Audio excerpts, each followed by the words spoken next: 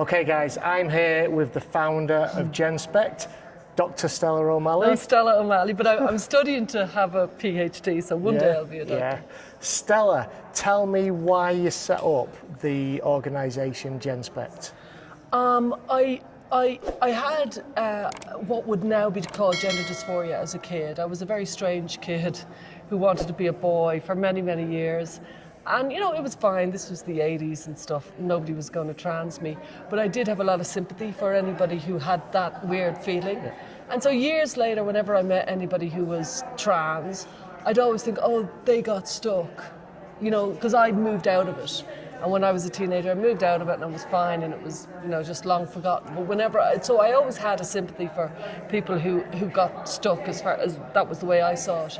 And then I noticed the rise of trans activism because I was more interested than most people in it. Roughly what time? Oh, I was late. Like, I was living in rural Ireland. So about 2015, 2016, right. I was like, God, it's in the news. And then I read an article about a person called Corey Doty who had a kid called Cyril, or it was Cyril Doty had a kid called Corey.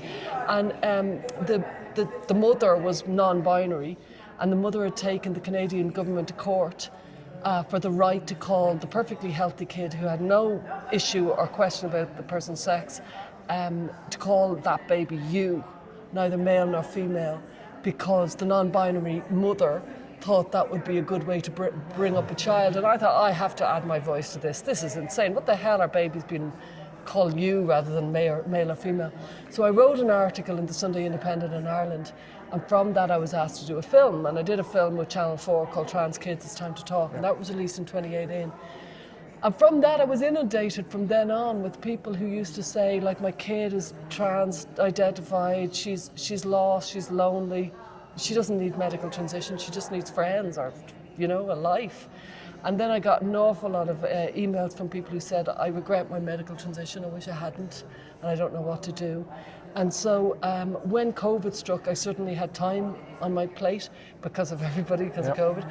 And I started running parent meetings, and the demand was just indescribable, of parents who were just devastated because their families have been torn apart, because their kids have become obsessed with the idea that there was this great idea of transitioning and having a different life as the opposite sex. And about a year into that, I thought I have to put some structure onto this. Yeah. And I founded Genspect in June 2021. Did you get any backlash from the activists? I got phenomenal backlash, and they've never really gone away. I had pretty much a stalker who smeared my reputation for years. Now, my reputation, I was never very well known, but I'd written about 3 books on mental health and parenting. I'd written for the Irish media for years. So my views and values were well established as a kind of a liberal-minded, classically liberal, kind of very much live and let live kind of person. I've never, you know, I haven't believed in God since I was 10 or whatever. And so they were yet still calling me a right-wing Christian bigot, and I was like, what?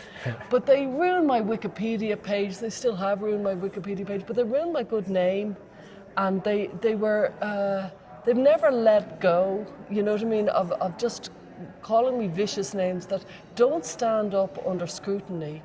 But, you know, online, it's the Wild West. Yeah, absolutely. And I think online has got a lot to do with where we are today. Yeah. You know, what are your thoughts on that? Yeah, well, the conference really showed, almost every speaker talked about the impact of being online, the impact of social media, the impact of you and I, let's say, speaking in real life. There's something warm that happens when people meet. And that's what these conferences can be so helpful. And there's something so alienating about being online. And I'm online too much. Yeah, I think we all are. Yeah. So children are getting indoctrinated online by this, but they're also getting indoctrinated through the schooling system, the schools and the universities. Where do you think that's coming from? How did it get into the schools and universities? You know, I've studied it an awful lot, and it does seem that there is kind of certainly strategically minded people who are definitely trying to dismantle society in the way that we know it. They're trying to rip apart the concept of the family. They're trying to lose the authority of the mother, and the mother has been the bedrock of Western civilization and all civilization forever. And it's extraordinary how women in particular are demonised, but mothers in particular are demonised in this. So where's it coming from? It's, you know, Logan Lansing did a great talk during the conference about, you know, queer theory and how that is the issue. But I would say there's more than that. There's also money and there's power. There's queer theory. There's a lot of, it's a perfect storm of undue influence from people who do not have what I would consider a healthy attitude to life. And I really do think that there is a lot of people working behind the scenes. And it's not just about trans. I think trans was the canary in the coal mine. I think, you know, the extraordinary pressure around COVID, the way people aren't allowed to speak up and say, hang on, is this a good idea? You get smeared. Yeah. And people's lives have been ruined. Yeah, absolutely. So this is your fourth conference now. Yeah. It's literally coming to a close in the next 30 minutes. Thank God. How has it been for you? You know, these conferences are very warm. They're very important because we all meet and people meet, and an awful lot of people get to connect with each other. We had a meeting with all the organisations on Friday before the conference, and there must have been about 40 organisations all meeting together. So they're very important, but they're exhausting. It's literally exhausting to run them. So each time after the conference, we're always pretty punch drunk. So yeah, that's where we are now. It's familiar at this stage. So if there's parents watching this who've got young children that have just come to them identifying as trans, what would be your message to them? I'd have very definite advice. I would say very little. Don't say that you'll agree to anything. And contact Genspect and educate yourself. And don't speak until you're completely confident in what you've got to say. Wait until you really know your stuff, until you really know all the arguments. Then gather your authority and tell your kid, I'm giving you leadership. You're my kid, you're the most precious thing to me, and I'm going to give you guidance over this. Don't you worry, I've got it.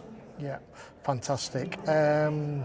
I think that's it. I did have one more question. Can I say something to you? Of course, go on. I think what you're doing is great. Thank you so much. I think we need more people like you. You're going out to meet the people and you're just talking, and you can see that people are mindless at the beginning of your interview, and then they start thinking. Yeah, it's brilliant. Yeah, it is. And I must say to you as well, watching your Genspect videos from previous conferences, looking at your stats for gender and things like that, that's really helped me in my learning experience and my knowledge, and that's enabled me to go out and being a little bit more confident and to pass that message on, that information on to people. So thank you for that. Thank you. Yeah, I would say to anybody who's listening, check out Stats for Gender, know your stuff. Don't leave yourself in a place that you're unsure.